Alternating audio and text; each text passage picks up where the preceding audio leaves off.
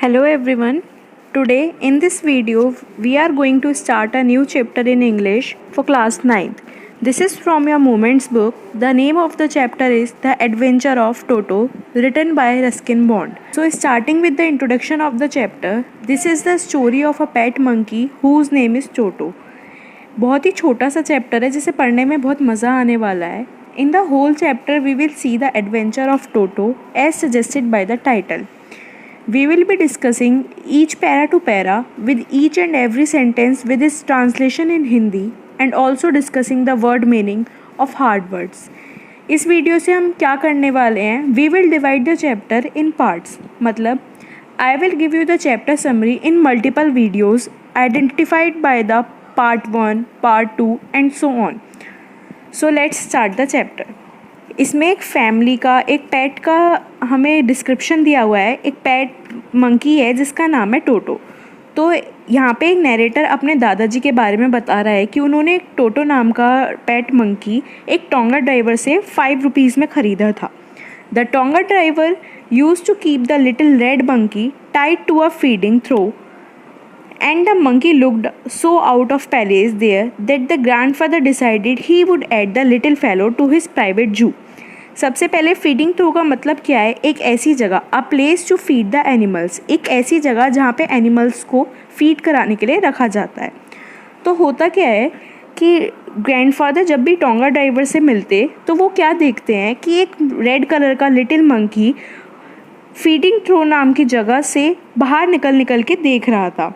Grandfather का एक private जू था. प्राइवेट जू से क्या मतलब है कि वो बहुत सारे एनिमल्स को अपने पास रखते थे, उन्हें पालते थे. तो इसीलिए उन्होंने उसको क्या नाम दे दिया? माय प्राइवेट जू. तो जैसे ही ग्रैंडफादर ने उस रेड कलर के मंकी को देखा, उनका तुरंत ये मन हुआ कि वो उसे अपने प्राइवेट जू में ऐड करें. Toto was a pretty monkey. His bright eyes sparkled with mischief beneath deep-set eyebrows, and his teeth, which were a pearly white, were very often displayed in a smile that frightened the life of elderly Indian ladies. यहाँ पे टोटो के बारे में description दिया हुआ है कि Toto was a pretty monkey. वो एक बहुत ही प्रिटी मंकी था. उसकी आइज़ में शरारतें झलकती थी. मिस्चीफ मतलब चाइल्डिश बिहेवियर, जैसे छोटे बच्चे कई तरह की शरारतें करते हैं, ऐसी वो मंकी था. उसकी आंखों से ही शरारतें झलकती थीं. And his teeth which were a pearly white, उसके टीथ का डिस्क्रिप्शन दिया है जिसमें बताया कि उसके टीथ बिल्कुल वाइट कलर के थे, पर्ल की तरह. और इसे देखकर वहाँ पे रहने वाले जो लोग थे, स्पेशली एंग्लो इंडियन लेडीज़, वो उसे देख के डर जाते थे. But his hands look dried up as though they had been picked in the sun for many years. लेकिन उसमें एक बात थी, उसके जो हाथ थे वो बहुत ही रूखे सूखे लगते थे. ऐसा लगता था कि बहुत सालों से वो सन में रह कर सूख गए हैं. Yet his fingers were very quick and wigged, and his tail, while adding to his good looks, also served as a third hand. लेकिन उसके फिंगर्स जो थी वो बहुत ही क्विक एंड विग्ड थी. विग्ड मतलब प्लेफुल मिस्चीफ. तो यहाँ पे उसकी फिंगर्स का बताया था. उसके जो हैंड्स थे वो तो ऐसे लगते थे बहुत ही ड्राई जो सन में रह के ड्राई हो गए हैं. लेकिन जो उसके फिंगर्स थी वो बहुत क्विक एंड विग्ड थी. मतलब कि वो अपने फिंगर्स से बहुत जल्दी मोशन कर सकता था और उनसे बहुत शरारतें करता था. अब दूसरी बात क्या बताइए उसकी टेल के बारे में.